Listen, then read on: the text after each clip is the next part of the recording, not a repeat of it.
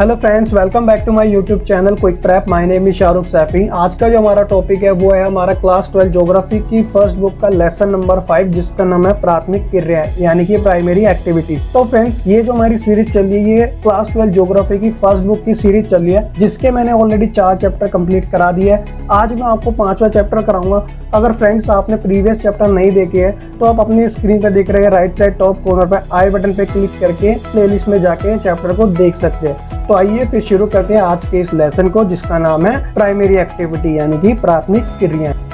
तो फ्रेंड्स, जैसा कि आप देख सकते हैं अपनी स्क्रीन पर चैप्टर के कंटेंट के बारे में, ये जो चैप्टर है काफी नॉलेजेबल और इंटरेस्टिंग चैप्टर है। इसमें ज्यादा कुछ नहीं करना, सिंपल से क्वेश्चन है और सिंपल सी ही इंक्वायरी इंफॉर्मेशन टाइप इसके अंदर नॉलेज है। तो देखिए आप अपनी स्क्रीन पे कि सबसे पहले मैं आपको बताऊंगा कि प्राथमिक क्रियाएं क्या होती है, जैसे मत्स्य, वानिकी, भोजन संग्रह, खनन, कृषि, ये सब क्या होती है, प्राथमिक क्रियाएं होती है। उसके बाद मैं आपको बताऊंगा चलवासी पशु और व्यापारिक पशुओं में क्या अंतर पाया जाता है, और जो उसके बाद हमारा मेन टॉपिक शुरू होगा वो होगा हमारा कृषि के प्रकार। तो देखिए ये जो पूरा लेसन है वो टाइप्स ऑफ एग्रीकल्चर के ऊपर ही डिपेंड करता है। आपको करना क्या है, एक एक करके सारी कृषि, उनके कौन कौन से प्रदेश हैं और साथ ही इनके क्या क्या कैरेक्टर है, बस इतना सा जानना है। आप चैप्टर काफी अच्छे तरीके से समझ चुके हैं। तो चलिए फिर शुरू करते हैं सबसे पहले प्राथमिक क्रियाओं के बारे में। प्राथमिक क्रियाएं, तो देखिए जैसा कि आप क्लास 6 से लेकर 11 तक अलग अलग सब्जेक्टों में प्राथमिक, द्वितीयक और तृतीयक क्रियाओं के बारे में पढ़ते आए हैं। आपको क्लास 12 ज्योग्राफी में भी प्राथमिक, द्वितीयक और तृतीयक क्रियाओं के बारे में पढ़ना ही होगा। तो ये जो लेसन है पूरी तरह डिपेंड है प्राथमिक क्रियाओं के ऊपर। आने वाले जो अपकमिंग लेसन है वो द्वितीयक और तृतीयक क्रियाओं के बारे में होंगे। तो आइए सबसे पहले जानते हैं प्राथमिक क्रियाएं जो होती है वो कौन कौन सी होती है। तो देखिए प्राथमिक क्रिया में सबसे पहले आता है कृषि। कृषि में हम क्या करते हैं, हम भूमि का प्रयोग करते हैं और फसल का उत्पादन करते हैं। दूसरा मत्स्य पालन। मत्स्य पालन मतलब मछली पकड़ना। तो ये क्या होता है कि समुद्री या तटीय क्षेत्रों में ये क्या होता है कि आजीविका का एक महत्वपूर्ण साधन होता है। इससे क्या होता है कि मछली पकड़कर लोग क्या करते हैं, उनका व्यापार करते हैं। अगर मैं भारत जैसे देश की बात करूं तो भारत के ऐसे 5 राज्य है जहां पे मछली व्यापार काफी हाईएस्ट लेवल पे होता है। तो सबसे पहले बंगाल जो पहले नंबर पे आता है, पश्चिम बंगाल।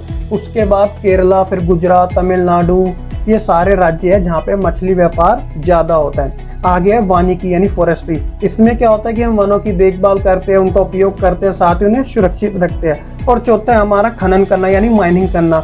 इसमें क्या होता है, भूमि की खुदाई की जाती है, खनिज यानी जो हमारे मिनरल्स होते हैं उन्हें निकाला जाता है, जैसे हीरे के रूप में, सोने के रूप में, और अलग अलग कामों में इनका इस्तेमाल किया जाता है। तो ये वही प्राथमिक क्रियाएं हैं जो आप पहले से पढ़ते आ रहे हो। आई होप कि आपको ये पहले से ही पता होगी। आगे जो हमारा टॉपिक है उसका नाम है चलवासी पशुपालन और व्यापारिक पशुपालन में अंतर। तो आइए सबसे पहले जानते हैं चलवासी पशुपालन के बारे में। देखिए इस तरीके के पशुपालन में कई आदिवासी जातियों के लोग पशुओं के साथ चारगाहों और जल की तलाश में घुमा फिरा करते हैं। कहने का मतलब ये लोग खाना बदोश कहलाते हैं, जो एक स्थान से दूसरे स्थान भोजन की तलाश में पलायन करते रहते हैं।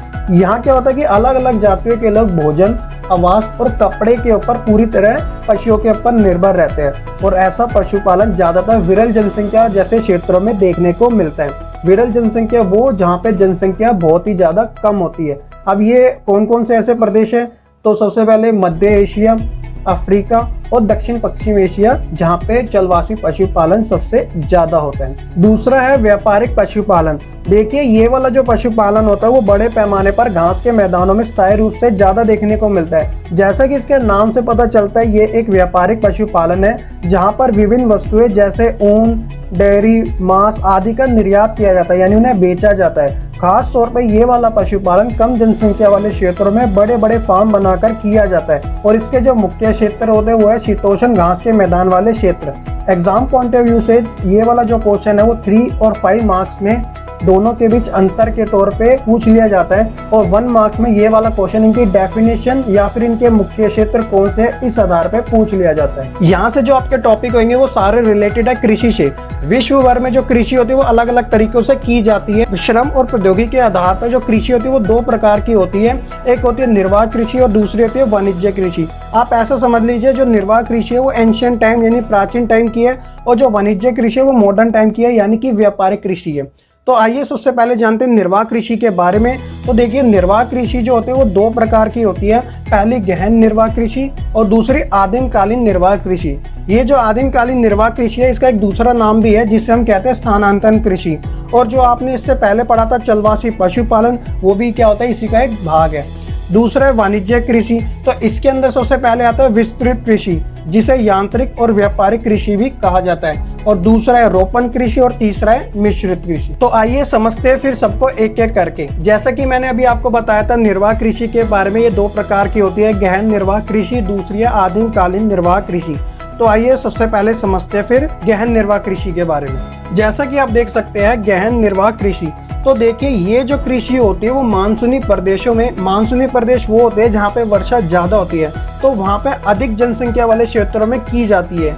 यह कृषि भी दो प्रकार की होती है, पहला चावल प्रधान और दूसरा चावल रहित। तो आइए सबसे पहले समझते हैं चावल प्रधान कृषि के बारे में। तो देखिए जो चावल प्रधान कृषि होती है उसमें क्या होता है कि इस प्रकार की कृषि में जो परिवार के लोग होते हैं वो भरण पोषण के लिए भूमि के एक छोटे से टुकड़े में काफ़ी बड़ी संख्या में चावल की कृषि करते हैं, जिस कारण उस जनसंख्या का भूमि के ऊपर दबाव अधिक हो जाता है। और यहाँ की जो मुख्य फसल होती है, इसके नाम से पता चलता है कि यहाँ की जो मुख्य फसल है वो चावल है, जो कि सिंचाई के कारण होती है और सिंचाई वर्षा के ऊपर निर्भर रहती है। यहाँ का जो खेतों का आकार है वो पॉपुलेशन डेंसिटी यानी जनसंख्या घनत्व ज़्यादा होने के कारण छोटा है, जिस कारण यहाँ खेत एक दूसरे से भी काफ़ी दूर दूर है। अगर श्रम की बात की जाए तो यहाँ पर टेक्नोलॉजी से ज़्यादा लेबर क्या करती है, अधिक महत्व दिया जाता है। आगे हम देखते हैं चावल रहित, यानी कि इसके नाम से पता चलता है कि यहाँ पे जो कृषि होती है वहाँ पे जो चावल है वो मुख्य फसल नहीं होती। इसके स्थान पे गेहूँ, सोयाबीन, जौ या फिर सोरगम आदि फसलें बोई जाती है। ये कृषि उन क्षेत्रों में की जाती है जहाँ पर चावल की फसल के लिए पर्याप्त वर्षा नहीं होती और इसलिए इसमें सिंचाई की जाती है। इस प्रकार की कृषि में भूमि पर जनसंख्या का दबाव भी अधिक रहता है और खेत बहुत ही छोटे तथा बिखरे हुए होते हैं। तो आई होप आपको गहन निर्वाह कृषि का अर्थ और गहन निर्वाह कृषि के प्रकार जैसे चावल प्रधान और चावल रहित दोनों के बारे में अच्छे से पता चल चुका होगा। निर्वाह कृषि में दूसरी है स्थानांतरण कृषि, जिसे आदिमकालीन निर्वाह कृषि के नाम से भी जाना जाता है। देखिए ये जो कृषि है वो प्राचीन टाइम से की जा रही है और काफी पुराना तरीका है ये कृषि करने का। इसमें क्या होता है कि लोग वनों को काटते हैं और उसकी झाड़ियों को जलाकर भूमि को साफ करते हैं और उस भूमि को साफ करने के बाद साल भर के बाद उसमें फसल बोई जाती है। 2 या 3 फसल बोने के बाद वो भूमि का जो उपजाऊपन होता है वो नष्ट हो जाता है। कहने का मतलब कि वहाँ पे फसल नहीं बोई जा सकती। इस कारण लोग उस क्षेत्र को छोड़ के दूसरे क्षेत्र में कृषि करने चले जाते हैं, यानी यही प्रक्रिया अपनाते हैं। इसी कारण इसे स्थानांतरण कृषि कहा जाता है, यानी एक स्थान से दूसरे स्थान। और ये जो कृषि होती है वो छोटे पैमाने पे की जाती है। इस प्रकार की कृषि में खाद, उत्तम किस्म के बीज या फिर मशीनी यंत्रों का इस्तेमाल नहीं किया जाता। इस कारण इसमें लागत भी कम लगती है, परंतु एक बात है कि इसमें मेहनत ज़्यादा देखने को मिलती है। भारत में ये झूमिंग नाम से जानी जाती है, खासकर भारत के पूर्वी राज्यों में जैसे नागालैंड, अरुणाचल प्रदेश और मिजोरम। अमेरिका में इसे मिल्पा नाम से, मलेशिया और इंडोनेशिया में लदांग और ब्राज़ील में इसे रोका नाम से भी जाना जाता है। इसकी जो मुख्य फसल होती है वो मोटे तौर पे अनाज से संबंधित होती है। उदाहरण के तौर पे जैसे चावल, मक्का, शकरकंद, ज्वार आदि। तो आई होप आपको स्थानांतरण कृषि के बारे में अच्छे से पता चल चुका होगा। हे दोस्तों, आगे बढ़ने से पहले जैसा कि आप जानते हैं कि इस चैनल पर क्वालिटी कंटेंट वो भी simple easy to grasp language में रेगुलरली हम पोस्ट करते रहते हैं। सो अगर आप भी अपनी स्टडी को लेकर सीरियस है और प्रिपरेशन करना चाहते हैं तो चैनल को सब्सक्राइब करो जल्दी से, ताकि फ्यूचर में कोई आप वीडियो मिस ना कर सके। वाणिज्य कृषि में सबसे पहले विस्तृत कृषि। तो देखिए कम संख्या वाले प्रदेशों में कृषि योग्य भूमि होने के कारण बड़े बड़े फार्मों पे होने वाली कृषि को विस्तृत कृषि कहते हैं। कहने का मतलब वह प्रदेश जहाँ पे जनसंख्या कम है और वहाँ की जो भूमि वो कृषि करने लायक योग्य है, तो वहाँ पे क्या होता है कि ऐसी विस्तृत कृषि की जाती है और इस कृषि को अन्य नाम से भी जाना जाता है, जैसे यांत्रिक कृषि और व्यापारिक कृषि।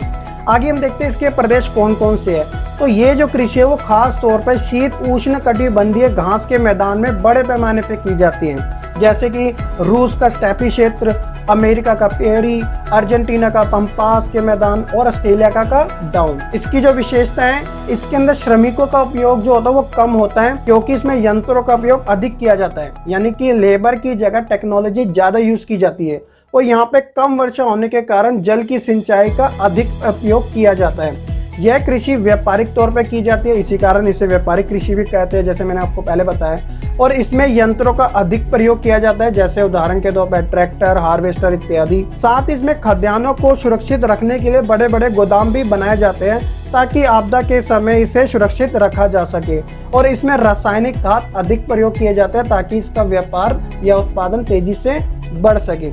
वाणिज्य कृषि में दूसरी है रोपण कृषि, यानी प्लांटेशन फार्मिंग। तो देखिए, ये जो कृषि होती है वो एक व्यापारिक कृषि कहलाती है, जिसमें मुख्य तौर पे नकदी फसलों का व्यापार किया जाता है। नकदी फसल जैसे कि चाय, कॉफी, कोको, रबड़, कपास, गन्ना, केले व अनानास इत्यादि।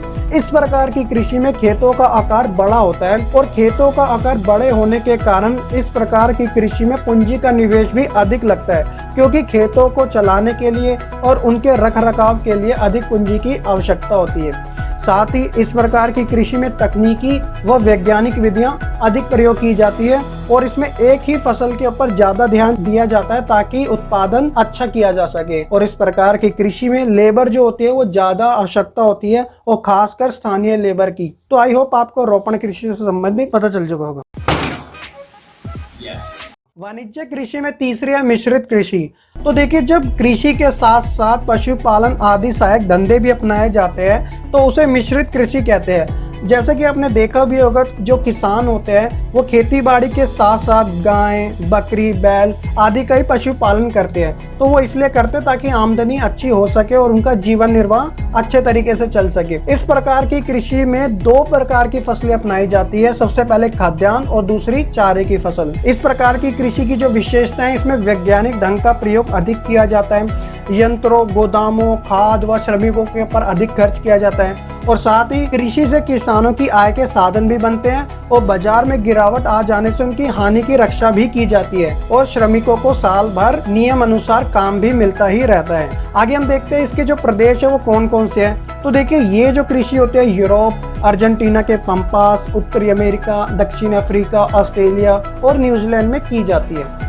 आई होप आपको वाणिज्य कृषि से संबंधित तीनों कृषि के बारे में अच्छे से पता चल चुका होगा। अगर आपका अभी भी कोई डाउट है तो कमेंट में जरूर बताइएगा। ये वाला जो टॉपिक है, इसका नाम है डेयरी फार्मिंग। जैसे कि नाम से पता चलता है कि दूध या दूध से बने पदार्थ जैसे कि पनीर, मक्खन, पाउडर इत्यादि के लिए जो पशुओं का पालन किया जाता है, उसे डेयरी फार्मिंग कहते हैं। अब डेयरी फार्मिंग करने के लिए जिन चीज़ों की आवश्यकता होती है वो ये है कि सबसे पहले चारागाह की उपलब्धता का होना, साथ ही जलवायु, और तीसरा कुशल श्रमिक, यानी पशुओं की देखभाल के लिए, उनके स्वास्थ्य के लिए और प्रजनन के लिए ज़्यादा मेहनत करनी पड़ती है, और चौथा है पूंजी। देखिए, उनको खिलाने के लिए पैसे की ज़रूरत होती है, सामान की ज़रूरत होती है, और साथ ही उनसे प्राप्त जो दूध को बाजार में इनका निर्यात भी करना।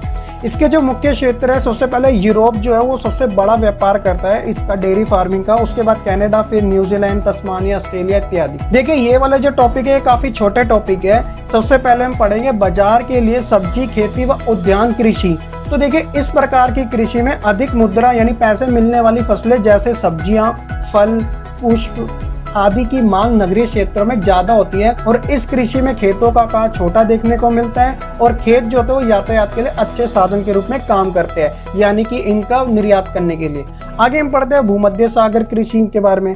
तो यह कृषि भूमध्य सागरीय जलवायु प्रदेशों में की जाती है, और खास तौर पे इसमें खट्टे फल के उत्पादन पे अधिक बल दिया जाता है, और यह ठंड के मौसम में ज्यादा की जाती है। गर्मी के महीने में इसमें अंजीर और जैतून पैदा होते हैं। शीत ऋतु यानी ठंड में जब यूरोप और संयुक्त राज्य अमेरिका में फलों और सब्जियों की मांग होती है, तब इसी क्षेत्र से इसकी क्या कहते हैं सप्लाई की जाती है, आपूर्ति की जाती है। इस क्षेत्र में कई देश में अच्छी किस्म के अंगूर से उच्च गुणवत्ता वाले मदिरा यानी शराब का भी उत्पादन किया जाता है। कहने का मतलब यह है कि भूमध्य सागर जो कृषि होती है वहाँ पे खट्टे फलों की ज्यादा उत्पादन किया जाता है, कृषि की जाती है। तो आई होप आपको बाजार के लिए सब्जी खेती व उद्यान कृषि का टॉपिक और भूमध्य सागर कृषि का टॉपिक अच्छे से समझ आ चुका होगा। ये वाला जो टॉपिक है वो इस लेसन का आखिरी टॉपिक है, जिसका नाम है सहकारी और सामूहिक कृषि में अंतर। तो आइए सबसे पहले जानते हैं सहकारी कृषि के बारे में। तो देखिए, जब किसानों का एक समूह अपनी कृषि से अधिक लाभ कमाने के लिए अपनी मर्जी से एक सहकारी संस्था बनाकर काम पूरा करता है तो उसे सहकारी कृषि कहते हैं। इसके अंदर क्या होता है कि सहकारी कृषि किसानों को सभी प्रकार की सहायता प्रदान करती है और यह सहायता कृषि में काम आने वाले सभी चीजों की खरीद करने, कृषि उत्पादों को उचित मूल्य पर बेचने व सस्ती दरों पर प्राकृतिक संसाधन जुटाने के लिए होती है। खासतौर पर यह Denmark, Netherland, Belgium, Sweden, Italy आदि यूरोप के देशों में काफी चलन में है। दूसरी है सामूहिक कृषि। तो इस प्रकार की कृषि में उत्पादन के साधनों पर क्या होता है कि समाज का पूरी तरह से नियंत्रण होता है। कहने का मतलब ये है कि जो सरकार होती है वो मूल्यों को निर्धारित करती है और ऐसी जो कृषि होती है वो रूस में ज्यादा देखने को मिलती है। तो दोस्तों इसी के साथ हमारा ये वाला लेसन प्राथमिक क्रियाएं फिनिश होता है। दोस्तों जैसा कि आप जानते हैं कि हर एक क्वालिटी वीडियो बनाने में और रिसर्च करने में काफ़ी टाइम कंज्यूम होता है, तो guys show some love and support. तुम्हारे लाइक्स एंड कमेंट्स एक तरह से मोटिवेशन है यूट्यूबर्स के लिए। So more likes means more motivation for us to create a more such videos. So guys win win situation create करो यार। किसी भी कंटेंट क्रिएटर की वीडियो अच्छी लगे तो प्लीज़ लाइक इट, एंड अगर वीडियो से रिलेटेड कोई फीडबैक है तो mention them in comment. After all if we can not measure we can't improve. इसी के साथ मिलते हैं अपनी नेक्स्ट वीडियो में। Good bye.